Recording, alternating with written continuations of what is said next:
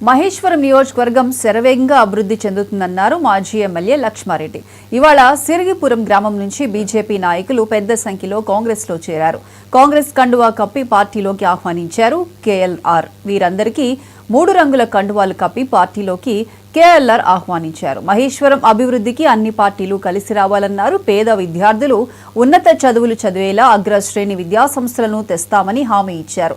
CM Revanth Reddy సైతం 4th city సహా నియోజకవర్గ అభివృద్ధికి భారీగా నిధులు కేటాయిస్తున్నారన్నారు లక్ష్మారెడ్డి. ఇందిరమ్మ ఇల్లు, రేషన్ కార్డులు అర్హులకు అందేలా కాంగ్రెస్ నాయకులు కృషి చేయాలని లక్ష్మారెడ్డి సూచించారు.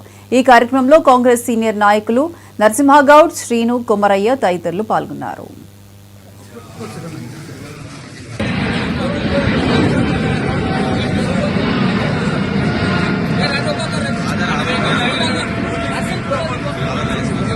అందరికి సమ్మతమేనా?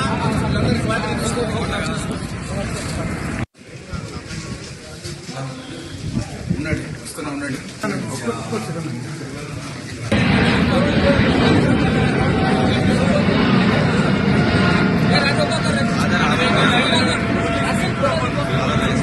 ఊళ్ళో అందరికి సమ్మతమేనా?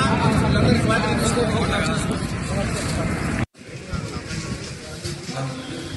ఉండండి, వస్తున్నా ఉండండి.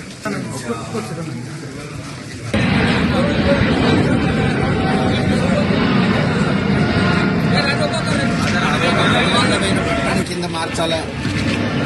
ఈరోజు కూడా మీరు పేపర్లో చూసుంటారు. దీన్ని ఒక మహానగరంగా చేయాలనేది ప్రభుత్వ ఆలోచన. ప్రపంచంలో ఉన్న ఇన్స్టిట్యూట్స్ అన్ని ఇక్కడికి తీసుకురావాలని, educational institutions, skill universities, health hub, entertainment hub, ఇట్లా ప్రపంచంలో ఏమేమి ఉన్నాయి, మనం ప్రపంచమంతా అన్ని దేశాలకు పోక్కర్లేదు, అక్కడున్నే మనం ఇక్కడికి తీసుకొస్తే అయిపోతుంది అనేది మన ఆలోచన. ఇప్పుడు మీకు అందరికీ తెలుసు, బాగా డబ్బున్న వాళ్ళందరూ పిల్లలందరూ లండన్లో, అమెరికాలో ఎక్కడెక్కడో చదువుతున్నారు. మన బీదోళ్ళ పిల్లలు అక్కడ దాకా పోలేకపోతున్నారు. కనుక ఆ యూనివర్సిటీని ఇక్కడికి తీసుకొచ్చి ఇక్కడ చదువుకోవడానికి ఫీజు రియంబర్స్మెంట్ ఇచ్చి, ఆ హార్వర్డ్ యూనివర్సిటీ లాంటి దగ్గరికి పోలేని పరిస్థితులు అదే ఈడికి వస్తే మనం గవర్నమెంట్ తర్వాత ఫీజు ఇచ్చి ఈ పిల్లలందరినీ ఇక్కడనే చదివిస్తే వీళ్ళు కూడా గొప్పోళ్ళు అయిపోతారు అనేది ప్రభుత్వ ఆలోచన, రేవంత్ రెడ్డి గారి ఆలోచన, అందులో నాది కూడా ఆలోచన.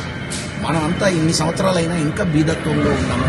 ఈ బీదత్వం పోవాలి అంటే మనం సమసమాజం నిర్మాణం కావాలన్నా సమాన విద్యతోనే సాధ్యము.